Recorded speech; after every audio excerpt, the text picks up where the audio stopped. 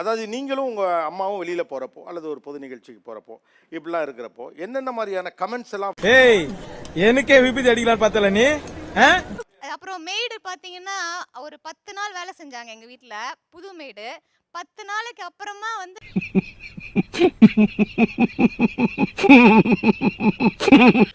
அவங்க உங்க தங்கச்சின்ல நினைச்சேன், இப்ப பாப்பான்னு சொல்றீங்க அப்படின்னு 10 நாளைக்கு அப்புறம் கேட்டாங்க. என்னக்கா இப்ப கேக்குறீங்க? நியாயமா பேசுங்க. அடி பார்வதி, என் பிள்ளையோட அறிவை இந்த உலகத்துல இப்படி ஒரு விளக்கத்தை எல்லாருமே லைக் பண்ணுங்க, ஷேர் பண்ணுங்க, சப்ஸ்கிரைப் பண்ணுங்க. அந்த பெல்லுங்கிற பட்டன் இருக்கும், உங்க பொண்ணான கையால அந்த பெல்லை மட்டும் கொஞ்சம் அமுக்கிடுங்க. யாரா சொல்லிருக்காங்களா?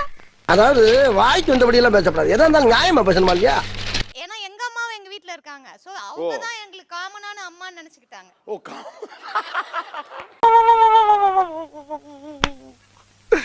இன்னைக்கு என்னெல்லாம் பண்ண போறாரோ.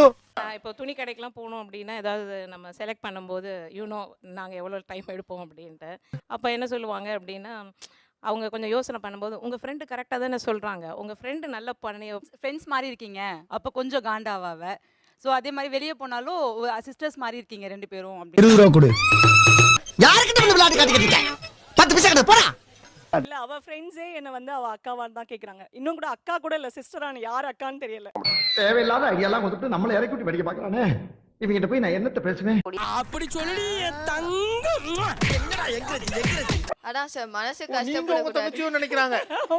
டேய் இந்த ஷோ முடிச்சுக்கங்கடா டேய், அதுக்குன்னு ஒரு அளவு இல்லையா?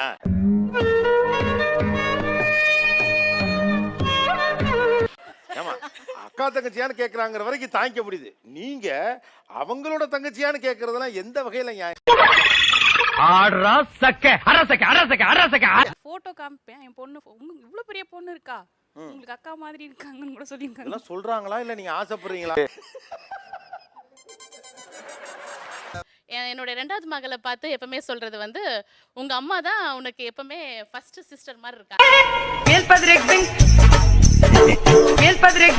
இந்த பொண்ணுக்கே நீங்க அக்கா மாதிரி இருக்கீங்க, பொண்ணுக்கு அக்கா மாதிரி இருக்கீங்க கூட சொல்லல. அந்த 4ஆம் கிளாஸ் படிக்கிற பொண்ணு நீங்க அக்கா மாதிரி இருக்கீங்க. நீ வந்து அம்மாக்கு ஒரு தங்கச்சியா, நீ யாருமா புதுசா இருக்க அப்படின்னு கேட்பாங்க திடீர்னு.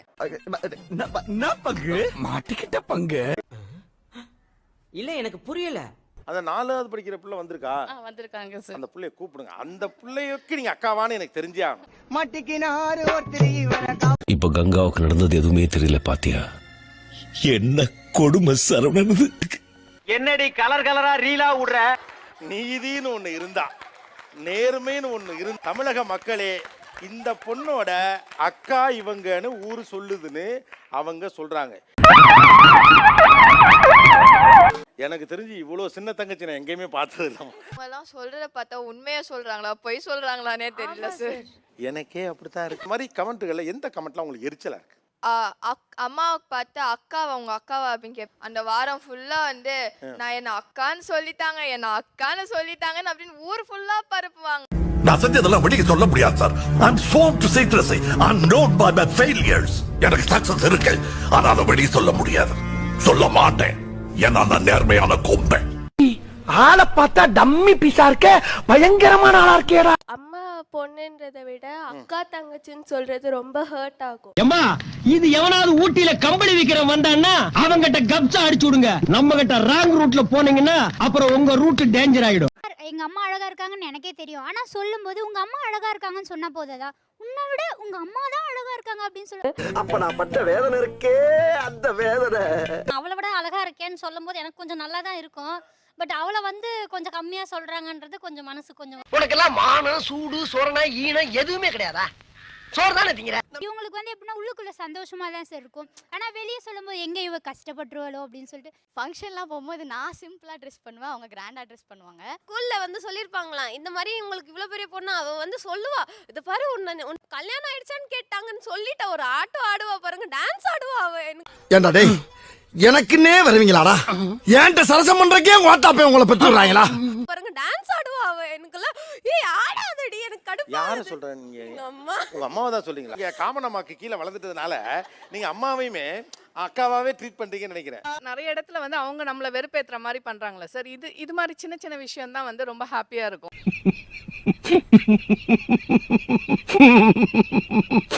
அப்புறம் அப்புறம் அவங்களுக்கு வந்து நிறைய ஃப்ரெண்ட்ஸ் இருப்பாங்க. கல்யாணம் ஆயிடுச்சான்னு கேட்டாங்க. அன்னைக்கு அந்த நாள் ஃபுல்லா சொல்லி ஆடுவாங்க. சார் எங்களை இளமையா இருக்குன்னா அவங்க ஏன் சார் கஷ்டப்படுறாங்க? ஒரு அம்மா இளமையா இருக்குன்னா அவங்க சந்தோஷம் தானே படணும், ஏன் கஷ்டப்படுறாங்க? எனக்கு வந்து இப்போ 39 வயசு தான் சார் ஆகுது. இப்பெல்லாம் வந்து 35 வயசுல தான் சார் மேரேஜே ஆகுது.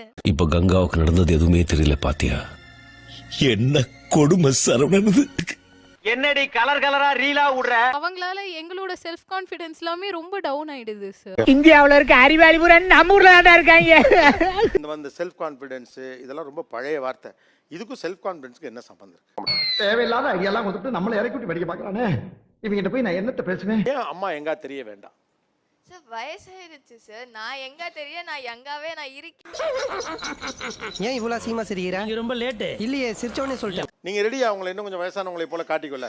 சார் நாங்க அப்படியாக ரெடியா தான் இருக்கோம். எத்தனை பேர் ஸ்கூல் போகும்போது 2 பிளேட்ஸ் போடுறத ஹாப்பியா போட்டுட்டு போறாங்க. ரெட்டை ஜட்டை போடுறத ஹாப்பி. நீங்க உங்க வயசுக்கு உண்டான ஆள் மாதிரி இருந்துக்க தயாரான்னு கேக்குறாங்க. நீங்க சீக்கிரமா பெரிய பிள்ளை ஆகுறீங்க. என்ன பார்த்தா எச்சி முழுகிற பயணி ஏத்தா பேசுற? எனக்கு உறவு முக்கியம் இல்லடா, நீதிடா, நியாயம்டா, நேர்மைடா. மகளோட மூடு மட்டும் தெரியவே தெரியாது சார். வரும்போது இன்னைக்கு சிரிப்பா, அவ சிரிக்கும் போது நானும் சிரிக்கணும். அவ மூட் அவுட்டானா நான் ஒரு மாதிரி இருக்கல, அமைதியா போய் படுக்கிறீங்களா அப்படின்வா. உங்களுக்கு ஏத்த மாதிரி உங்க அம்மாவை ஆட்டி வைக்கிறீங்க? சார் நான் அப்படிலாம் இல்ல சார், என்ன பார்த்தா அப்படியே தெரியுது. அப்படிதான் தெரியுது, அதனால தான் கேக்குறேன். அதெல்லாம் நீ சொல்லக்கூடாது. ஏன் சொல்ற நீ? அதெல்லாம் நீ சொல்லக்கூடாது. நிகழ்ச்சியில் கலந்து கொண்ட அனைவருக்கும் கோபிநாத் நெஞ்சார்ந்த நன்றிகள். மீண்டும் இன்னொரு சந்தர்ப்பத்தில் பேசலாம். லைக் பண்ணுங்க, ஷேர் பண்ணுங்க, சப்ஸ்கிரைப் பண்ணுங்க. மறக்காம கீழே இருக்கிற பெல்ல ஒரு தட்டு தட்டுங்க.